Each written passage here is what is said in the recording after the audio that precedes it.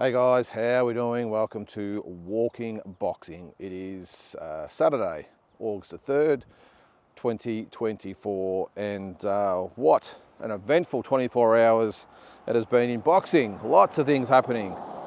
It's not as early today, it's good, it's not quite as cold. Neil, he's a good little fella, always lets me have a little bit of a sleep in on weekends.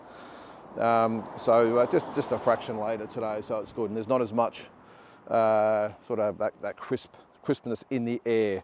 So I've got a couple of things I want to talk about today. And look, I thought we were done with the whole male, female boxer thing. I think it's all we've all been talking about in the last sort of few days, and we're all experts and biologists and scientists and everything else. And I was going to sort of finish up with a but. In the last sort of 24 hours, there has been a few little different perspectives on the whole thing, and what would you call it? Evidence? I don't really know, but there has been a lot of feedback about it, and people coming up with different, are they facts? I don't know. Opinions. Let's just call them opinions. A point of view. Let's call it a point of view. All right. So, and I will cover the boxing, the Olympic boxing, and all that sort of stuff. But I just want to address this quickly because this week we've seen every single YouTube channel, every mainstream media channel, everyone. I mean, this is ridiculous how every social media account that I follow has done a video or an opinion piece or something on it. So again, I'll keep it brief. But in the last 24 hours, it has, I won't say it's come out, but it's been really just brought to light and probably just rammed home by the supporters of the Algerian boxer. And I suppose you have to feel for her in this instance. It would be quite hard for her over there at the moment. But when you do this, well, I suppose you've got to expect some backlash. But anyway, so lots of different opinions out there. But the ones just to put it all in a little bit of light is that she was born a female, but with some sort of, I'm not sure it's a deformity or whatever it might be, but the genitals hadn't formed properly or something, and the vagina had to be medically, what would you call it, medically altered, whatever you might want to call it. That's just one story that's coming up, and there's been other things like, always, was raised as a female, is identified as a female, is a female, all this sort of stuff. But I think we can take in all the difference of opinion, all the, alternative views, and all the scientific opinions that we all seem to have. Again, as I said, we're all experts all of a sudden. Isn't it funny how when all this sort of stuff comes around, we were all scientists when COVID was in, and now we're all scientists again, and we're all political analysts when the elections come around. But anyway, that's a different story. But look, I'll just end this briefly. Again, this is just my opinion. A lot of people out there with alternative views, and that's fine. And the thing is, I don't mind having a conversation or having a differing opinion with anyone, as long as they do their research. And look, I probably will say there probably has been a few people and that have probably jumped to conclusions pretty quick without getting the facts right. But my spin on, without not just getting the facts right, but even bothering to do some research. So I have, now, I've taken it all in, and I understand the opposing view, I get it, but all I'll say is that this boxer and the other Taiwanese boxer last year were kicked out or disqualified from the World Championships because they had XY chromosomes. And I don't care what she was born as or what she was raised as. I don't care. If you have XY chromosomes, you are a male, and you should not be competing against females. I mean, look at this person. Defined arms, veiny arms as well. No signs of breasts whatsoever. The Adam's apple. Just physically hard. I mean, you can see she's hard, and a woman's body is quite soft. That's why we love women, by the way. They're soft. Yes, they can get themselves in great nick, but their bodies are soft. Men's bodies are hard. You know, obviously we're made up of a lot more muscle, and the females are more, well, fat. I'm not calling them fat, but you get what I'm saying. So that's probably I suppose my breakdown of the whole thing. No matter how you look at it, no matter how you break it all down, no matter how you sort of take it all in and swish it around and spit it out, whatever it might be.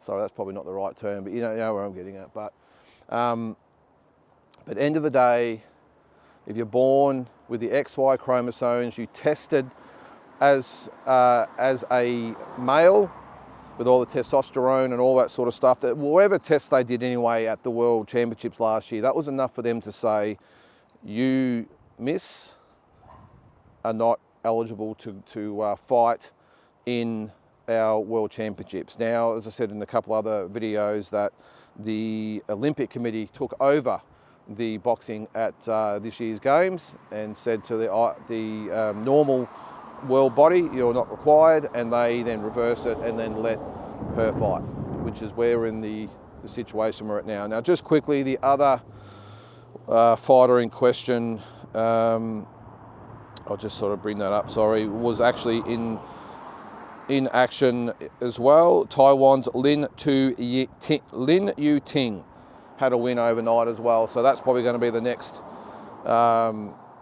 point of controversy, you would think. But so that's probably about it, all I'll say on that. And I had a lot of people sending me different clips and articles and all that sort of stuff, and that's probably my only way to say it. All things aside, break it all down to its bare bones. These fighters, or particularly this fighter, and the other fighter as well, I think was in the same boat, but tested as a male and was therefore thrown out of the world titles last year. Now, I actually got where was it? I'm just going to look at, this is what was sent to me just this morning on my walk by my wife Tara, and shout out to you, Tara. Hope you're lying in bed at the moment watching your reels on Instagram as I'm out here in the cold walking the dog. All right, this is a comment on one of the sites that I think really hits home and nails it on the head. It says XY equals male. That is the criteria, period.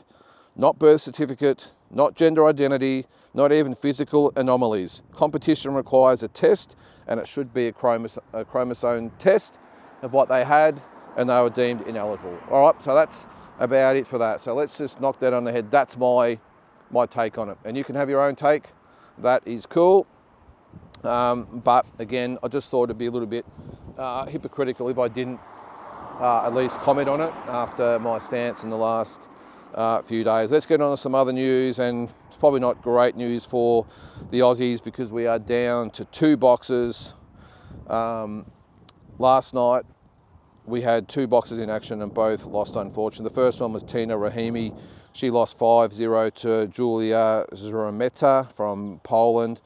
And probably the toughest one was Teramona with a heartbreaking decision loss to world champion and reigning Olympic gold medalist Bakutia Jalilov. Now, yeah, I haven't seen the whole fight, I will say. I've just, because it was on during the night, obviously, and I just quickly watched the highlights while I've been on my walk. And look, yeah, he put in a great fight, an unbelievable fight, just enough to maybe show that this guy is going to be a hell of a pro, because he had his opponent in all sorts of trouble, and a few times, under pressure and landing some good shots, and really had his moments. And that's enough to show you that a guy, I think he's only had 22 amateur fights. 22 amateur fights, probably going up against this guy. He's probably had hundreds. Relatively new to the sport. Geez, it's going to be scary once he finds his groove, once he gets more training camps, more fights, more sparring, more everything. This guy is going to be a killer, and yeah, can't wait to see him turn pro. So Teramona, great effort, mate. We're super proud of you, like all our boxers, but I just thought you were great, and I can't wait to get home and watch the full fight. As I said, I only just saw the highlights as I'm walking. Little Neil just wants to get up and at him, and I haven't got time to do anything of a morning. When he wants to go, he goes. So, and of course, so we now have just the 2 boxers left. Caitlin Parker, I'm not quite sure when she's fighting actually. There hasn't been, I'll have to double check that. It's not on the Boxing Australia site, but I'll check that. But Charlie Senior, he's in against Carlo Pullum tonight at 11:46 p.m. So make sure you check that out, and all the best to him and Caitlin when they get in there. So 10 boxers now. Packing the bags to go home. Just one more thing on the Olympics I will say, and we just tend to, with the boxing side of things, continually give ourselves a black eye, not just in the instance of the last week, but if you don't know, and I'm sure you do if you're a boxing fan watching this, it's only in the last couple of Olympics where professionals have been able to box at the Olympics, and I just don't understand it, I don't get it, and I don't like it. It used to always be that amateur boxing was sacrosanct. It was purely and solely for amateur boxers, and under no circumstances could professional fighters fight. They were just 2 different sports, and I don't know in what wisdom they decided to let professionals compete. And even with this female-male thing, it would have been avoided because the boxers in question are professionals. I think the Algerian boxers had something like 46 or 47 pro fights, which is just ridiculous. A lot of these fighters coming up against young, 19, 20, 21-year-old fighters, still learning their way in the sport, and they're coming up against seasoned pros. I don't like it. And I just think it really blurs the lines between amateur boxing and professional boxing. And I know there's probably a lot of people who don't differentiate. Well, they'd say, well, it's just boxing. No, I can tell you they are totally different sports, and I don't like the fact that they've crossed paths. And even with the Aussies, with Harry Garside 3 fights, and Terramona with 4 fights. So I'll count them in. I don't think, if you decide to turn pro, I don't think you should be eligible to go to the Olympic Games. And just quickly on the other sports as well, I suppose. I also don't like the fact that there's athletes at the games where some of the biggest stars in the world. And look, I suppose probably what I'm saying is if the Olympics isn't the biggest tournament of that particular sport, then I don't think it should be in the games. Just my opinion. I know the tennis players and golfers and all that sort of stuff, and even some of I'm not sure how it works with the soccer, but definitely golf and tennis and those sorts of sports. I mean, I know they go to the Olympics, but they stay away from the village. They just go compete, do their thing, and they're on a plane as soon as they can to get out of there. It's just another tournament to them. I like the fact that it is the pinnacle of world sport to get there, and yeah, I don't know. Just again, my 2 cents. Now, just one more thing there, guys. We've got the fights on tomorrow. The Crawford and Madrimov fight. I will be doing the live watch along. So if you're all watching that over the morning, make sure you check it out. I'll put the link on Instagram.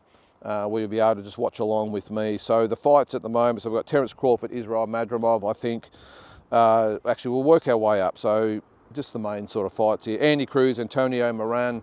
I think Andy Cruz will win that one quite comfortably. He's on the march to a world title. David Morrell, Ridivoj Kalijdik, I think it is, light heavyweight, WBA. I think David Morrell wins that one comfortably. Isaac Cruz, Jose Valenzuela. I think this will be a real entertaining fight. I think Valenzuela will probably do a lot better than a lot of people think, but I think Cruz breaks him down and maybe even stops him late. Then we've got the big baby Jared Anderson and Martin Bacoli. I think Anderson, will win that one. That's a tough one. Then the other big baby, Jarrell Miller, takes on Andy Ruiz. That's a tough one. I'm going to actually back Andy Ruiz. I think for such a big guy, he's got some very, very good skill.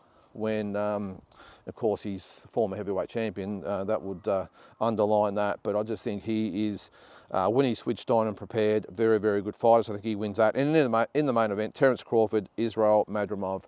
I know Madrimov's received a lot of hype. Eddie Hearn's really pumping him up. I've got a feeling Eddie's going to be in the same frame of mind that what he was after the 5x5 tournament. I think Crawford will take Madrimov to school. Just my opinion. I know Madrimov's tough and hard and he'll give a good account of himself, but as we always say, there are levels in this sport, and Madrimov, yes, he's at a high level, but Crawford is at the highest level, and I think he gets the job done with a minimum of fuss, if I'm being quite honest. And just one last thing, got my Canelo Alvarez ticket a couple of days ago, or yesterday I think it was, so I'm pretty pumped about that. So it's official, I'm on my way to Vegas, and I've got to say though, the tickets were not overly cheap for a fight that's not, I don't think, that massive, but I got my ticket, so all booked and ready to go. So that's about it today, guys. I hope you have a great day. I hope the Mighty Blues get the job done tonight at the MCG against the Pies, and I'll talk to you tomorrow.